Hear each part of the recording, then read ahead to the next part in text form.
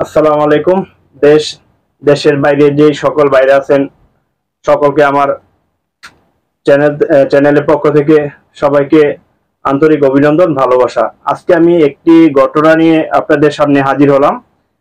সেটা হলো এক মালদ্বীপ প্রবাসী ভাই আমাদের বড় ভাই কাছ থেকে একই রুমমেট ছিল, নাম তার শাহিন। এই ছেলেটা ওনার কাছ থেকে 7,500 রুপিয়া, মালদ্বীপের রুপিয়া, এটা নিয়ে চলে গেছে, পলাই গেছে। মূলত এই টাকাটা দেওয়ার উদ্দেশ্য ছিল ওই ছেলেটার কাগজপত্র ঠিক নাই, ছেলেটা কান্নাকাটি করতেছে রুমের মধ্যে। তখন বলতেছে মালদ্বীপ বুক ধরে, আপনারা জানেন। তো সেই বিদায় আমাদের বড় ভাই জসিম ভাই, ওনার বাড়ি কুমিল্লা। তো ওনাকে মায়া রাখছে বিদায় ওনাকে টাকাটা দিল যে তুমি কাগজটা ঠিক করো, ঠিক করে তুমি আমাকে পরবর্তীতে আমার টাকাটা আমাকে দিয়ে দিও। তো এই বিদায় জসিম ভাই যখন টাকা দিচ্ছে, তাহলে আপনার বিস্তারিত জসিম ভাইয়ের মুখে শুনুন। ভাই, আপনার শাহিন মূলত কি কারণে টাকাটা দিচ্ছিলেন? টাকাটা দিয়েছিলাম আমি তো এই রুমে, তো শাহিন এসিডে আসলো, আমি এসিডে আসলাম। আমরা প্রায় 5-6 মাস সময় এই রুমে আসলাম। আমার কাছে কইতে আসছিল, জসিম ভাই আমার কাগজ ঠিক করার লিগা আমার কিছু টাকা পয়সা দরকার। মনে হচ্ছে কেউ টাকা পয়সা দেয় না, আমার কাছে কিছু টাকা পয়সা আসলে ঠিক মানুষের উপকার লেগে মানুষ করে, মানুষের জন্য। তো আমি তারে দিলাম, টাকা দিলাম, ওর হাতে টাকাটা দিছি। উনি হাতে, আমরা এক রুমে থাকি।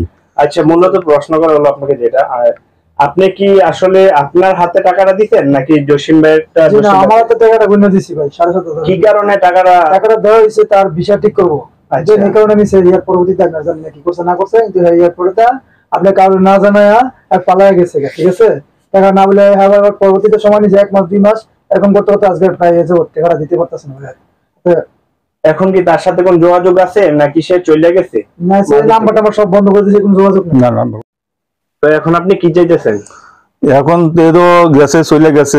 তো ইউন ভাই 2 দিন কল দিছিল, তো ইউন ভাই কল ধরে তো হ্যাঁ ধরে কইতে আছে জসিম ভাই টাকা দিছি, একটা ফুল আরো আনছে, জানা বানা করছে, তোর কাছে টাকা চাইছে না, তুই কইছ টাকা দিয়ে দেন। তুই যে টাকা না দিয়ে চলে গেছ গা, তোমার কাছে যা হয়েছে তুই গেছ, তুই কোন দিন টাকাটা দিবি? কইতে আছে ভাই আমি তো অসহায় আছি, আমি কদিন পরে টাকাটা দেবো। এরকম তো 2-3টা ডেট দিছি। 2-3টা ডেট দেওয়ার পরে এই ডেটের মতো এবার আমি একদিন কল দিছিলাম, রিসিভ করো না। পরে আরেকদিন কল দিছিলাম, রিসিভ করে কইতে আছে ভাই আমি 7 মাসে 25 তারিখ দিয়ে দাম, মানে আইল্যান্ড থেকে কইছে 25 তারিখে আইছে, গত মাসে 25 তারিখ আইছে। কল দিছে, ফোনটা ধরে না। কতবার কল দিছে, ফোন ধরে না। অন্য সিমটা কল ধরে ফোন রিসিভ করে, কিন্তু রিসিভ করে কথা বলা, কত আমার আবার বুঝে কইছে প্রতি মাসে তুই 2,000 টাকা যা পারছ তুই তা দে। কথা আমার টাকা দিতে আসে না, ফোন ধরে রিসিভ করে না, আপনি একটা ব্যবস্থা করেন। তো আপনার কথা হলো আপনার টাকাটা যেন পান। আমার টাকাটা যেন পাই।